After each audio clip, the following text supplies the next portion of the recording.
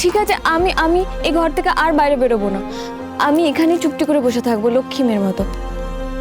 আমার ঘুম না আসলো আমি এখানেই শুয়ে থাকবো। ঘুম এসে যাবে, আমি মাথায় হাত বুলিয়ে দেবো, কেমন?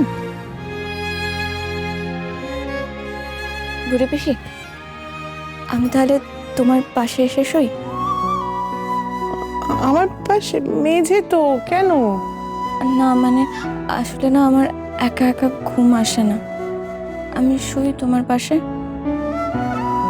আচ্ছা ঠিক আছে, যাও শো, আমি আলোটা নিভিয়ে আসছি, যাও।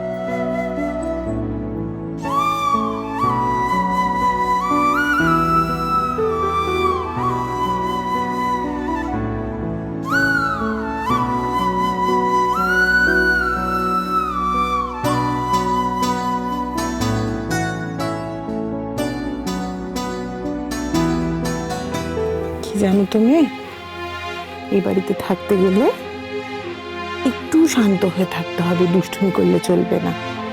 না হলে তোমার বাপের বাড়ির লোককে সবাই মন্দ বলবে না, বলবেন না যে তোমার বাবা ভালো শিক্ষা দেয়নি। আমার বাবা আমাকে ভালো শিক্ষাই দিয়েছে গো। আমার বাবা খুব ভালো মানুষ। আচ্ছা ঠিক আছে, এরপর থেকে আমি এরকম কোনো কাজ করব না যাতে করে লোকে আমার বাবাকে খারাপ বলে। এই তো লক্ষ্মী মেয়ে। আসলে কি বলতো, আমার মা নেই তো, তাই শ্বশুর বাড়িতে গেলে কি করতে হয় আর কি করতে হয় না সেটা আমাকে কেউ শিখিয়ে দেয়নি। না না, আমাকে কিছু তো একটা করতেই হবে এবারে সবাইকে খুশি করার জন্য, কিন্তু কি করব কি করব কি করব? হ্যাঁ, আমি চা বানাতে পারি, চা বানাই। বাবা তো আমার হাতে চা খেয়ে হেব্বি খুশি হয়ে যায়, এবারে লোকেরাও নিশ্চয়ই খুশি হবে। আপনারা সবাই মিলে ওনাকে এত চুপ, আমি তো চুপ, একটা কথা বলবে না। আজকে একটু বেশি শাসন করে ফেললাম মেয়েটাকে। আসলে এমন একটা বিচ্ছিরি অস্বস্তিকর কাণ্ড করলো আজ সবার সামনে, মাথা ঠিক রাখতে পারলাম না। রেগে গিয়ে এত বকে দিলাম। বেচারা মা মরা মেয়ে, কে শেখাবে ওকে কি করতে হয় না হয়? আমাকে ওকে শিখিয়ে পড়ে নিতে হবে। কি জানি এত বকুনি খেলে আদৌ বেচারি ঘুমোতে পারলো কিনা কে জানে।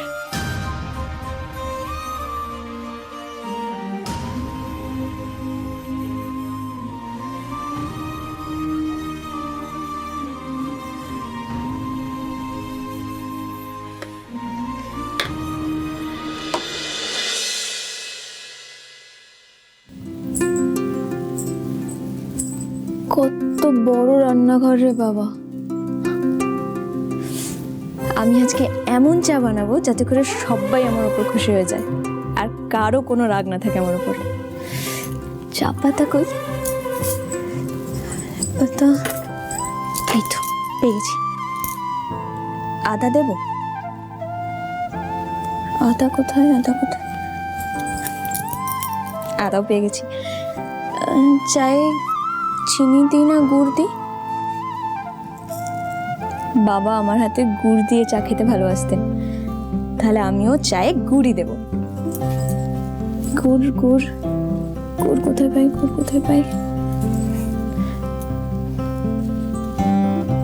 এই তো পেয়েছি।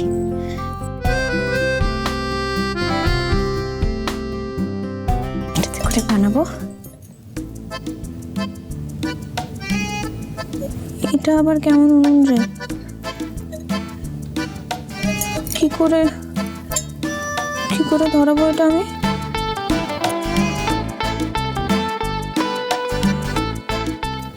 কি করে এবার?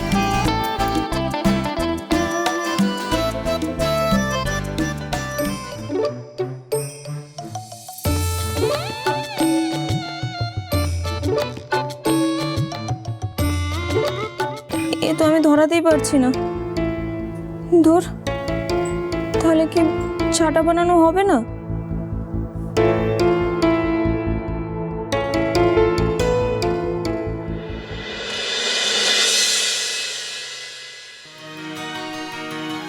চা কাকু, উনুন ধরাচ্ছ?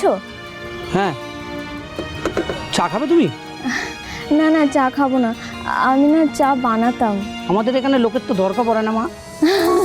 না না গো, আমি আসলে বাড়িতে নিয়ে গিয়ে চা বানাতাম। আমাদের বাড়িতে না কোনো উনুন নেই গো। মানে তাহলে রান্না হয় কিসে? কি জানি, নতুন এসেছি তো বাড়িটাতে, তো জানি না কিসে রান্না হয়। অনেক বড় বাড়ি গো, অনেক বড়, তাই বোধহয় ওরা বাইরে থেকেই আনিয়ে খায়। তাহলে এখন উপায়? উপায়? চা কাকু, ওই যে তোমার যে খালি উনুনটা আছে না, সেটা আমাকে দেবে? আমি ভাড়া দেবো তোমাকে সেটার। আমার কাজ হয়ে গেলে আমি আবার তোমাকে ফেরত দিয়ে যাবো গো। আমি তো নলক ভরুপি না দেওয়ান দেখিয়ে আমি টাকা উপার্জন করি। এই নাও, দাম নাও। না না, পয়সা লাগবে না, তোমার কাজ হয়ে গেলে উনুনটা দিয়ে যেও। তুমি এত সরল কেন গো? আমি যদি তোমায় ফেরত না দিই তাহলে? কিচ্ছু হবে না, কারণ আমি জানি তুমি আমার উনুন ঠিক ফেরত আনবে। আমার বাড়িতে তোমার বয়সী আমার একটা মেয়ে আছে, বাবার চোখ, তাই তোমার চোখ দেখে ঠিক বুঝতে পেরেছি উনুন ঠিক তুমি ফেরত দিয়ে যাবে।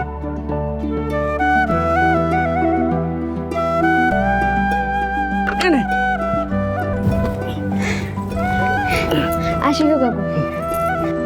এই দাঁড়া দাঁড়া দাঁড়া।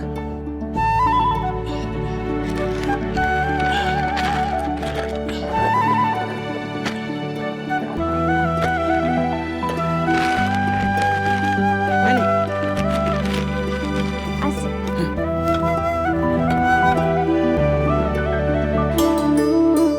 হে বাবা, এখানে তো গোবরও আছে দেখছি। নিয়ে যাই, তাহলে রান্নাঘরটা নিকিয়ে নিতে পারবো।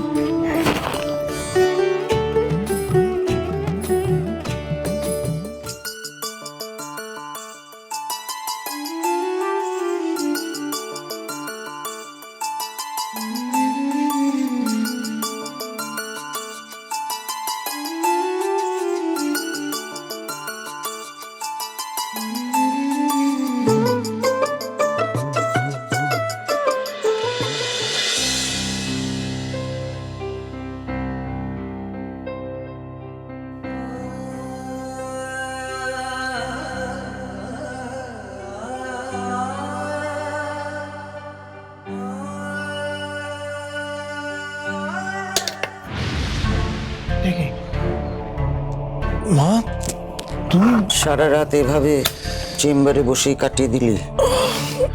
এরকম তো অনেক রাত চেম্বারে কাটিয়েছি। তখন তো কাজে ডুবে থাকতি, এখন তো দুশ্চিন্তায় ডুবে আছিস।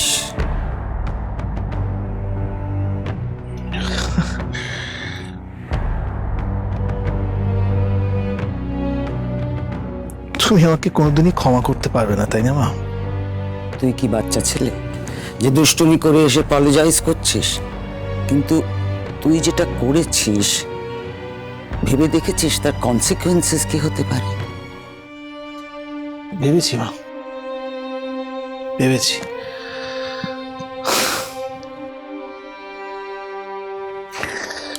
দেখো না, অরিন্দম রায় কনফিডেন্টলি কোর্টে সওয়াল করতাম, কাউকে ভয় না পেয়ে। সেই অরিন্দম রায় এখন নিজের বাড়িতে নিজের পরিবারের আদালতে কাঠগড়ায় দাঁড়িয়ে আছে।